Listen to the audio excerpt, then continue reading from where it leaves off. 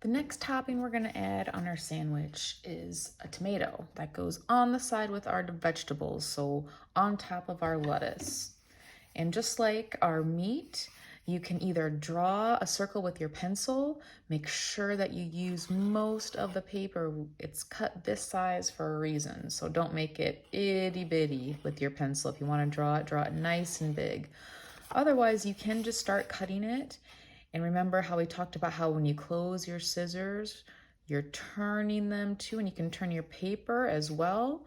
You can either turn one or turn them both, your paper and your scissors, kind of toward each other. See how my hand is turning this way with the paper and my scissors are turning that way. And you're gonna just keep going in a circle.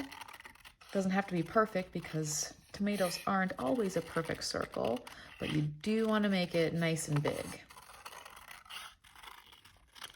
See how I used most of the paper here for my tomato.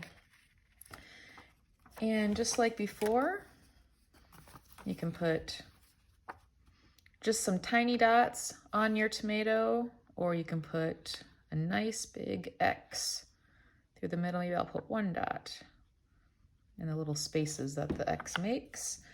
And then the tomato goes on top of the lettuce, just so you see some of it. You don't want to completely cover your lettuce, so if you want to put it off to the side like I did a little bit, so you can see at least the lettuce on like 3 sides.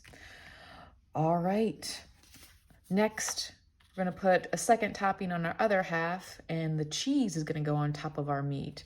And this is the easiest one because it's just the slice of cheese, this square. We don't have to do anything to it. Unless your meat is a lot small, your slice of meat is a lot smaller, then you may want to trim one side and the other so it is still a square, but you should be able to use the whole piece. So here we go again with an X. I'm touching the glue bottle to the paper, so I have more control where my glue is going, and it's a nice thin line of glue on top of your meat. Okay, the next vegetable, we're gonna use a white piece of paper. It's gonna go on top of the side that has our vegetables, on top of the tomato. We are going to cut an onion. Now the onion starts the same way as the tomato. I'm gonna cut a circle. I'm gonna go fast here. Again, you can draw a circle if you want, or you can just cut one, trying to use most of your paper.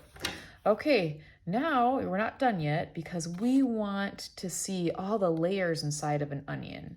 And to do that, we are gonna cut a spiral. So here's my circle. We have to start with a circle. You're gonna start cutting that circle, so just any edge, you're just gonna start cutting into it like you're making a smaller circle on the inside of the onion, but you're not gonna cut anything off. You are gonna keep turning your paper, your circle, and turning it. I'm not cutting the whole edge. I'm not gonna cut off a little piece like this. I want it all together. I wanna make one big cut. Keep going in circles until you get to the middle. So this is all one piece. So to do that, you don't cut anything off. You don't go off the edge. You stay inside the edge. And you keep going around in a circle, turning your scissors, turning your paper while you're shutting your scissors. And it keeps getting smaller and smaller, but you still have one long piece. Look at that, stuck under my cheese. One long piece of paper. Keep going and going and going until you can't cut anymore, and then you stop. So you have this nice, cool, curly cue that when you put it together, you can kind of see those lines, and it looks like a slice of an onion. You might not like onions on your sandwich, but we're gonna create one anyway because it's a different shape or design we can cut. So to glue, you're just gonna put tiny little glue dots. See how my glue bottle is touching again. My paper, I'm not putting big glue puddles. So just spread these tiny glue dots around every little layer of your onion or your spiral.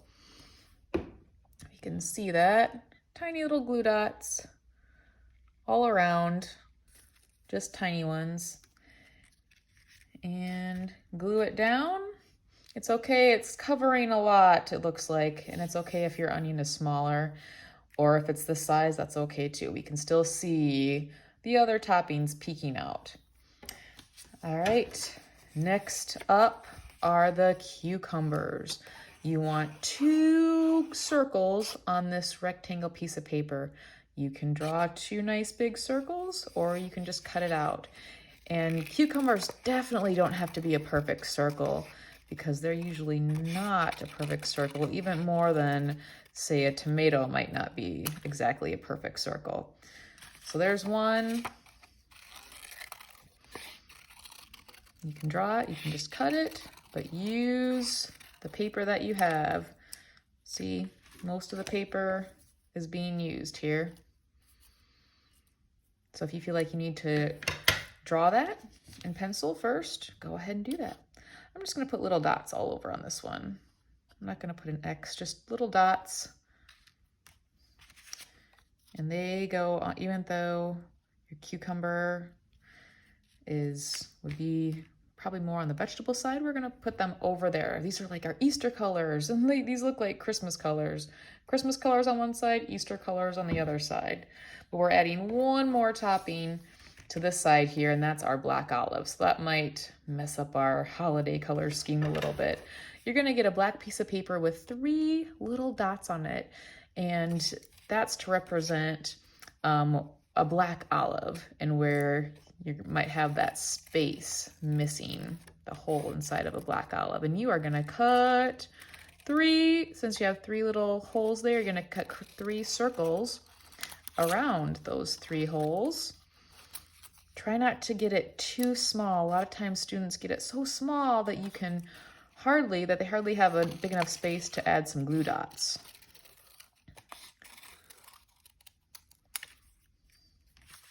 And see how that's not a perfect circle? Not a problem. If it looks more like an oval, if it's a little bumpy, that's okay too. All right, so you have 3. I had 3 holes. Now I have 3 circles that I cut out. And some more little dots. And scatter them on top of your onion so it breaks up that white space a little bit. All right, and we're gonna stop there with the toppings of our sandwich.